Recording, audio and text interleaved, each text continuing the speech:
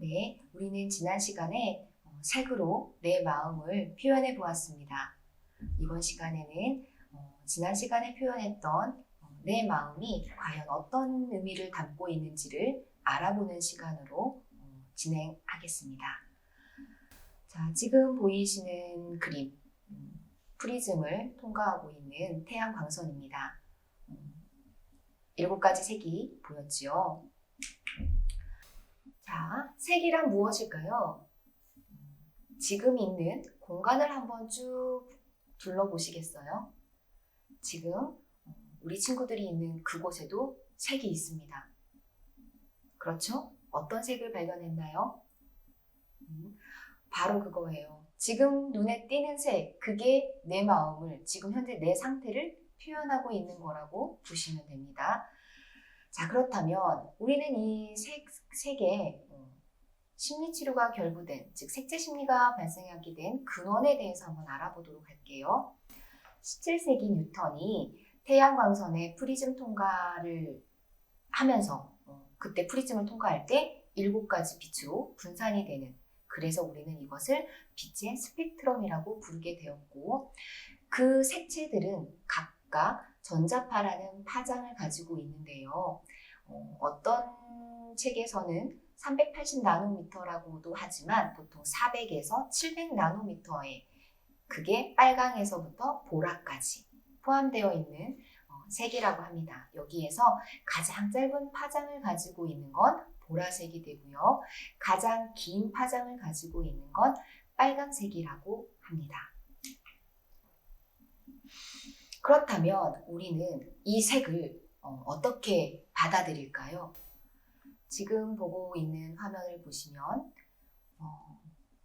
그렇죠? 빛이 들어오고 눈이라는 망막이 있고, 그리고 뇌, 시각연기라고 하는 게 있습니다. 옆에 그림 보이시죠? 자, 눈에 들어온 빛의 자극에 의해서 우리의 망막이 반응을 보이는데, 여기에서 중요한 게 있어요. 우리의 망막에는 간상체와 추상체라고 하는 시세포가 시신경을 통해서 우리의 뇌까지, 즉 시각 중추로 전해져서 우리는 빛을 구분하게 된다고 합니다. 여기에서 중요한 거 간상체와 추상체, 이거에 따라서 우리가 보는 게 달라집니다. 자, 그렇다면 아까 봤던 간상체와 추상체에 대해서 조금 더 자세히 알아볼까요? 간상체는 명암을, 그리고 추상체는 색채를 구분합니다. 즉 간상세포는 고감도의 흑백 필름이라고 하는 그 올빼미, 개, 이들이 가지고 있는, 동물들이 가지고 있는 거고요. 그리고 추상체는 여러 가지 컬러 필름이라고 보시면 돼요. 즉 간상체는 명암, 흑백을 구분하는 거고, 그리고 추상체는 컬러가 입혀졌다라고 보시면 되겠습니다.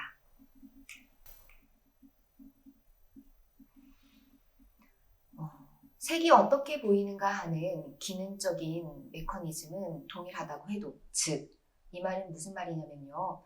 우리가 같은 빨강을 보더라도 이건 빨강이야, 노랑이야, 색깔이라는 명칭은 다 같이 사용하지만 그 빨강이 어떻게 보이고 느껴지느냐는 우리마다, 사람마다 다 다르게 기억한다라고 합니다. 그게 다른 의미로는 색의 기억이라고 하지요. 나의 히스토리, 역사, 내가 어렸을 때 경험하고 보아왔던 그 기억과 함께 색도 내 처음 깊은, 내 마음 무엇이 깊은 곳에 쌓여있고, 그 색을 보았을 때 싫어, 좋아, 왠지 모르게 끌려 하는 것들은 그 색과 함께 하게 된 나의 추억들이 같이 떠오르기 때문에 빨강도 아까 말씀드렸던 것처럼 선명한 빨강이 있고, 여러 가지 빛깔의 빛바랜 빨강도 있고, 다양한, 그냥 빨강이 단 하나의 빨강만 있진 않아요. 아시죠? 그래서 어떤 종류의, 어떤 농도의 그런 빨강인지 색깔인지에 따라서 내 마음도 달리 표현된다라고 보시면 됩니다. 여기에서 이제 우리 혹시 미술 시간에 배웠던 거 기억이 나실까요? 색상, 명도, 채도. 색채 심리에서 이 세 가지가 중요한 이유는 내가 어떤 색상과 그리고 명도, 즉 밝고 어두운 정도, 그리고 채도, 투명하고 탁한 정도, 이거에 따라서 내 마음에 밝고 따뜻하고 차갑고 경직되고 우울하고 무겁고 하는 그런 기분을 나누는 척도가 되는 겁니다. 자, 색상이라고 하는 것은 빛의 스펙트럼에서 볼 수 있는 노랑, 빨강, 파랑 같은 색조를 의미하는 것으로 색을 지명하는 것은 아닙니다. 좀 전에도 말씀드렸던 것처럼 색의 명칭을 말하는 게 아니라 예를 한번 들어볼까요? 핑크. 자, 핑크는 빨강 또는 붉은 보라에서 명도가 높아진 색이므로 색상으로는 빨강 혹은 붉은 보라에 속한다. 자, 핑크가 되려면 빨강에 뭐가 들어가야 되죠? 하얀색. 그렇죠? 그런데 이걸 섞다 보면 보라와 빨강의 그 경계 어떤 부분에서 분명히 부딪히는 부분이 있습니다. 그래서 내가 핑크라고 말하지만 붉은 계통의 빨강에 가까운 핑크인지 보라에 가까운 핑크인지를 내가 보고 구분하는 거예요.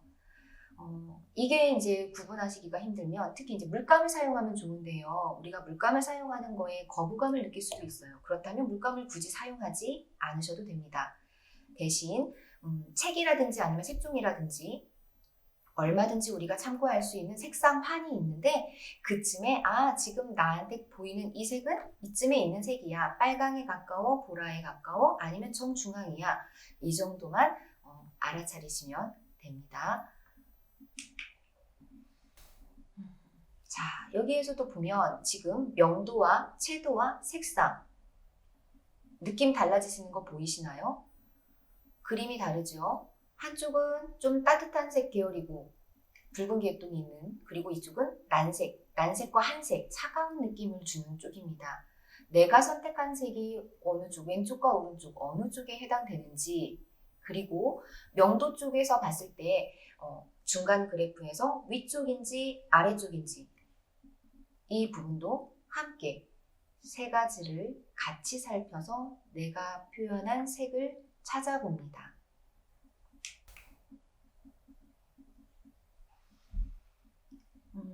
자, 명도라고 하는 건 아까 말씀드렸던 것처럼 밝은 정도를 의미합니다. 즉, 흑백을 딱 놓고 보면 하얀색에 검은색을 섞어도 되고 검은색에서 하얀색을 섞어서 출발해도 상관은 없습니다. 어떤 비율이 더 많이 들어가느냐에 따라서 점점 어두워지죠. 그래서 흰색에 가까우면 명도가 높고 검은색에 가까우면 명도가 낮다라고 표현을 합니다. 반면 채도라고 하는 것은 색의 수채화를 생각하시면 돼요. 어떤 것도 섞이지 않은 맑고 투명한 원색인지 아니면 파스텔 톤처럼 무엇인가가 섞여서 회색이나 흰색이 가미되어서 그 원래 가지고 있던 그 속성을 조금 흐릿하게 지운다? 그런 색인지, 즉 명료도라고 보시면 더 정확할 것 같네요. 이렇게 우리는 색상과 명도와 채도, 이 세 가지로 색채 심리를 분석해 보도록 합니다.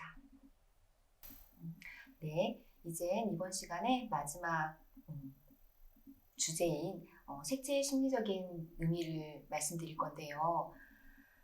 사실은 이 부분이 굉장히 염려스러워요.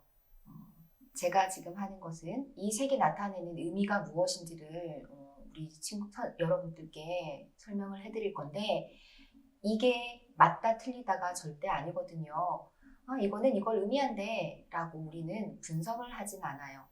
단 보편적으로 우리가 추구하는 모든 인류가 다 알고 있는 그 색이 담고 있는 의미, 우리는 그걸 이제 분모색이라고 하죠. 누구나 다 알고 있고 이해하고 있고 아는 거에 나만의 개인적인 경험이, 즉 추억이, 기억이 들어가서 그거를 해석하는 의미가 달라집니다. 예를 한번 들어볼까요? 아마 우리 실전 부분에서 했을 때 지난 시간에 내가 기쁠 때 나타나는 색은 무엇인가요? 내 즐거운 마음을 표현하는 색은 무엇이지요? 라고 했는데 어떤 사람은 나는 노랑, 어떤 사람은 파랑. 뭐야, 기쁘면 노랑이고 빨갛고 분홍이고 막 오렌지고 이러지 않아? 그렇지 않습니다. 우리가 보통 파랑의 의미는 차분함? 어찌 보면 우리가 코로나 블루. 자, 파랑의 대표적인 심상은 우울이에요. 그런데 그 우울한 색을 보고 기쁨을 느끼는 사람이 있습니다.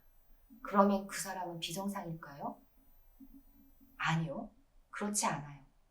분명히 그 파랑하고 연관된 추억이 누군가가 설레이고 뭔가를 했을 때 그 배경이 파랑이 있어서 그게 함께 떠올라서 나는 파랑만 보면 설레이고 뭔지는 모르겠지만 기쁘고 편안하고 포근함을 느낄 수 있다는 거죠. 빨강. 빨강이 주는 의미는 처음 우리가 첫 시간에 만났을 때 에너지의 발산이라고 했습니다. 그러면 빨강은 늘 에너지를 고양시켜주는 그런 색깔일까요? 그렇지 않습니다. 어떨 땐 빨강은 공포일 수도 있어요. 억압. 자, 중국 국기. 우리가 이제 그 공산당이라고 혹시 그렇죠? 독재. 뭔가를 힘으로 꽉 제압하거나 누르거나 억압할 때 악마의 색이기도 해요. 빨강, 핏빛, 전투, 투쟁.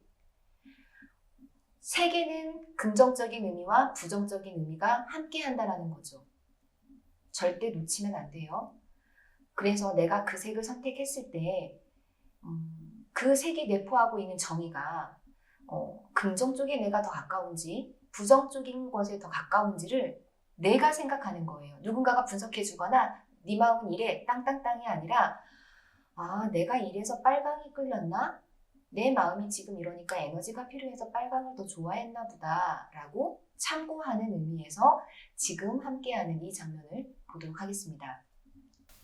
네, 그러면 우리가 이러한 위험 부담을 안고 색이 어떤 것으로 해석이 되는지를 한번 살펴보도록 하겠습니다. 자, 보이는 것처럼 우리 분홍 먼저 한번 시작해 볼까요? 분홍의 마음은 드높임, 행복감, 긍정적. 어때요? 동의하시나요? 동의할 수도 있고 안 할 수도 있어요. 그건 중요하지 않아요. 그런 의미 다른 사람들은 그렇게 느끼고 있구나 이렇게 생각하는 게 중요합니다. 이 분홍색이 마음에 주는 영향으로는 해방감과 따뜻함이 있다고 합니다. 빨강을 한번 볼까요? 빨강은 활동적이고 의욕적이라고 합니다. 공감하시죠? 자, 그러면 이 빨강이 마음에 주는 영향은 에너지의 발산을 촉진해요. 그래서 내가 해야 될 일이 너무 많이 있다라고 하면 빨강 티를 입어보세요. 그러면 아마 힘이 불끈 솟아나서 아자! 아마 다 빨리 끝낼 수도 있을 것 같아요. 주황을 한번 볼까요? 주황이 표현하는 마음은 자기 어필이래요. 말이 조금 그렇죠. 하지만 굉장히 적극적이고 즐겁고 주황이 주는 의미, 재미? 그런 걸 표현을 하는데 역시나 마음에 주는 영향은 기분의 활성화, 즉 빨강 같지는 않지만 그래도 힘을 내서 내가 이 일을 즐기고 싶다, 즐겁다라는 그 즐거움을 줄 수 있는 효과가 있다라고 합니다. 노랑은 희망과 바램, 자기 욕구, 즉 노랑은 유치함이 있을까요? 유치하다라고도 해요. 유치원 아이들의 옷, 가방, 노랑 대표적이죠. 그래서 노랑꽃은 나만 바라봐줘, 나만 사랑해줘가 나 관심 받고 싶어 집착이 될 수도 있는 색. 제가 긍정과 부정을 같이 말씀드렸습니다. 그런 마음의 표현이기 때문에 이 노란색이 주는 색의 효과는 적극적이고 밝은 기분을 촉진시켜줍니다. 초록은 조용하고 조화로운 색이고요. 이게 마음에 주는 것은 편안함과 피로회복. 그래서 우리가 살림욕을 해요. 왠지 숲에 가면 피톤치드 때문에 가는 건가? 하지만 색이 주는 엽록체의 광합성에 의한 초록색이 내 마음을 편안하게 지친 몸을 회복시켜주는 역할을 합니다. 자, 파랑은 자신의 세계에 집중할 수 있는 색입니다.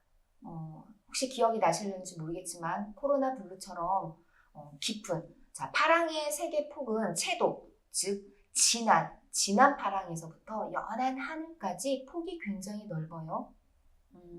그런데 내가 어떤 지점의 파랑을 좋아하는지가 또 관건이 되겠죠.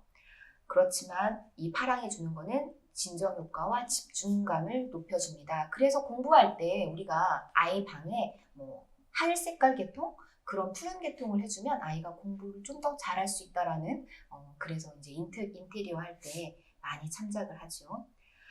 자 마지막 보라 파장이 제일 짧은 그러면서 정말 신비한 색 보라는 어찌 보면 예술가의 색이라고도 하지요. 하지만 슬픔과 불안, 즉 감정 기복이 굉장히 심한 색이 보라색일 수 있습니다. 하지만 창의적인 색일 수도 있어요. 어디로 튈지 모르는 혼색. 그런데 보라는 분명히 파랑과 빨강의 합해진 색인데 내가 그 두 가지 색 중에 파랑에 가까운지 빨강에 가까운지 이걸 우리가 혼색의 심리라고 합니다. 이 부분은 좀 더 깊이 있는 연구가 필요하기 때문에 그건 다음번에 다루기로 하고요. 이 보라색이 주는 마음의 효과는 상처를 치유해주고 재생력을 높여준다라고 합니다. 그래서 보라색을 가까이 보면 아픈 마음이 좀 더 빨리 그거 보시면 되겠네요. 저희 교회나 혹시 종교 생활을 하실 때 보면 성당에 제일 많은 것 같아요. 벨벳으로 보라색 다 휘장을 감고 있는 그게 보는 사람들로 하여금 굉장히 마음에 치유를 주는 그래서 그러한 색을 이렇게 딱 띠처럼 스카프처럼 두른다고 합니다. 네, 지금까지 알아본 색채가 주는 심리적인 의미 이걸 가지고 우리는 다음 시간에 어떻게 자기 돌봄을 할 수 있는지 알아보도록 하겠습니다.